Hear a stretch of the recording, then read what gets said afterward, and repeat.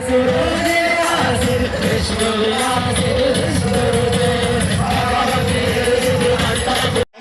నారసింహాయ నమః.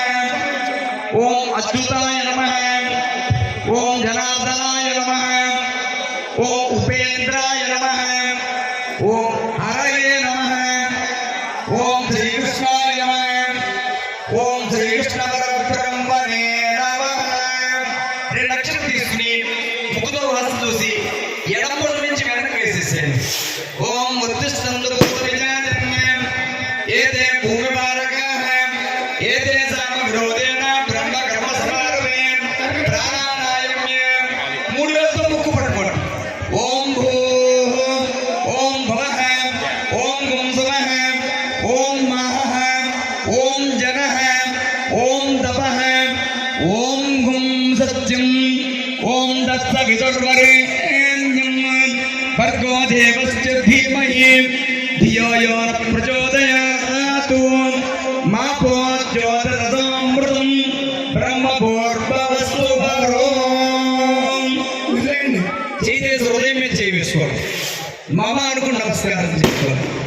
యజమానశ్చ ఉపాత్త సమస్త దుర్దక్షయత్వారా శ్రీ పరమేశ్వర వృచ్చద్దం శ్రీ పరమేశ్వర ముద్దిశ్య శుభాభ్యాం శివ శివ శంభో మహారాజ్ఞ ప్రవర్తమానశ్చ అద్య బ్రాహ్మణః నిత్యపరాత్తే శ్వేతవరాహకల్పే వైవస్వత మన్వంతరే కలియుగే ప్రథమపాదే జంబూద్వీపే భరతవర్షే భరతఖండే మేరో దక్షిణ దిగ్భాగే శ్రీశైలస్య ఈశాన్య ప్రదేశే గంగా గోదావర్యోర్మధ్యదేశే సమస్త దేవత బ్రాహ్మణ హరిహర గురు సన్నిధౌ అస్మిన్ వర్తమానాన వ్యవహారికాన చాంద్రమానేన శ్రీ విశ్వావసునామ సంవత్సరే దక్షిణాయనే శరదృతౌ మార్గశిరమాసే శుక్లపక్షే తృతీయాం తిథౌ భానువాసరే శుభ నక్షత్రే శుభయోగే శుభంకరణే ఏవం గుణ విశేషణ విశిష్టాయాం శుభతిథౌ శ్రీమాన్ గోత్రోద్భవస్య. అందరూ శ్రద్ధగా వినండి. నేను శ్రీమాన్ గోత్రోద్భవస్య అంటాను. మీ గోత్రాన్ని మనసులో చెప్పుకోండి. ఇక యజమానస్య నామధేయ అంటాను. అప్పుడు మగవారు తమ పేరు చెప్పుకోండి, ఆడవారు తమ భర్త పేరు చెప్పుకోండి, పెళ్లి కాని పిల్లలైతే తండ్రి పేరు చెప్పుకోండి. ఇక యజమానస్య ధర్మపత్ని నామధేయ అంటాను. మగవారు తమ భార్య పేరు చెప్పుకోండి, ఆడవాళ్ళు తమ పేరు చెప్పుకోండి, పెళ్లి కాని పిల్లలైతే తల్లి పేరు చెప్పుకోండి. ఇక యజమానస్య కుమారస్య నామధేయ అని 5-6 సార్లు చెప్తాను. ఎందుకంటే ఒకరి పిల్లలు ఇద్దరు ఉండొచ్చు, ముగ్గురు ఉండొచ్చు, నలుగురు ఉండొచ్చు, 5 సంతానం ఉండవచ్చు. అది మీ పిల్లల పేరు పెద్దవాళ్ళ నుంచి చిన్నవాళ్ళ వరకు వరుసగా పేరు చెప్పుకోండి.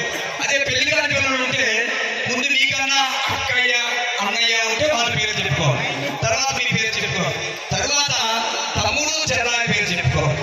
అందరూ సిద్ధంగా ఉండండి.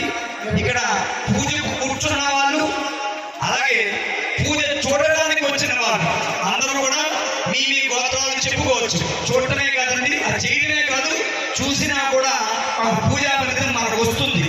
ఎలాంటి భక్తి శ్రద్ధలతో చూసినట్లయితే అందుకే అందరూ కూడా చూడటానికి వచ్చిన వాళ్ళు చేసే వాళ్ళందరూ కూడా మీ గోత్రాలను మనసులో చెప్పుకోండి. శ్రీమాన్ గోత్రోద్భవస్య.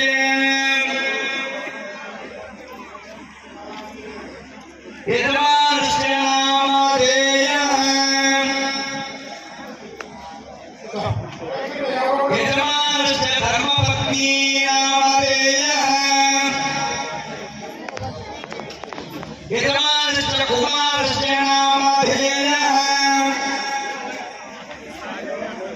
యజమానస్య కుమారస్య నామధేయః. యజమానస్య కుమారస్య నామధేయః. యజమానస్య కుమారస్య నామధేయః.